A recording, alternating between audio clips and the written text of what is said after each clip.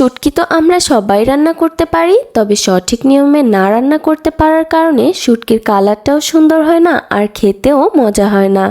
সঠিক নিয়মে আর অনেক বেশি টেস্টি করে আজকের শুটকি ভুনার রেসিপিটা আপনাদের সাথে শেয়ার করছি। আসসালামু আলাইকুম এভরিওয়ান, আশা করি আপনারা সকলেই ভালো আছেন। আজকে রান্না করছি শুটকি ভুনা, আর এই রান্নাটা করার জন্য আমি প্রথমে পেঁয়াজ রসুনগুলোকে কুচি কুচি করে কেটে নিয়েছি। শুটকিতে পেঁয়াজ রসুনের পরিমাণ বেশিই লাগে, কম করে দিলে এটা খেতে মজা হয় না, তাই এর পরিমাণটা বেশি দিতে হয়।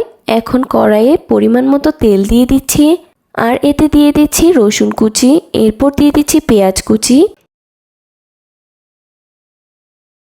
দিয়ে দিচ্ছি কিছু কাঁচামরিচের ফালি।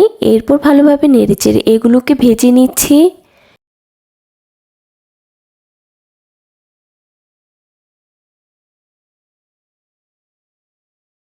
পেঁয়াজ রসুনগুলো এত বেশি ভাজবো না যাতে করে বেরেস্তার মতো হয়ে যায়। লক্ষ্য রাখতে হবে কালারটা যেন হালকা বাদামি থাকে। এই পর্যায়ে পেঁয়াজ রসুনগুলো অনেকটা সফট হয়ে এসেছে। এবার এতে দিয়ে দিচ্ছি লইট্টা শুটকিগুলো। এখন এগুলোকে ভালোভাবে মিলিয়ে নিলাম।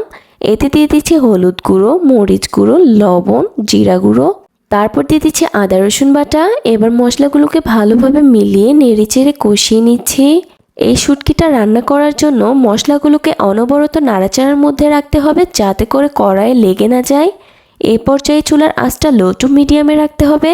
আর কিছুক্ষণ পর পেঁয়াজ রসুনগুলো থেকে যখন তেল ছেড়ে দিবে বুঝতে হবে রান্নাটা হয়ে এসেছে। এই তো শুটকি ভুনার ফাইনাল লুক। দেখতেই দেখা যাচ্ছে কতটা লোভনীয় লাগছে। ভাত দিয়ে খেতেও কিন্তু অনেক ভালো লাগে আমার কাছে। আর এই শুটকি ভুনাটা দিয়ে সন্ধ্যার নাস্তা হিসেবে মুড়ির সাথে আচার মাখিয়ে খেতে কিন্তু আরও বেশি মজা লাগে। আমি কিন্তু প্রায় এভাবে খেয়ে থাকি, আপনারা চাইলেও কিন্তু এভাবে রান্না করে মুড়ি দিয়ে মাখিয়ে খেতে পারেন। তো আজকের রেসিপিটি এই পর্যন্তই। সবাই ভালো থাকবেন। আল্লাহ হাফেজ।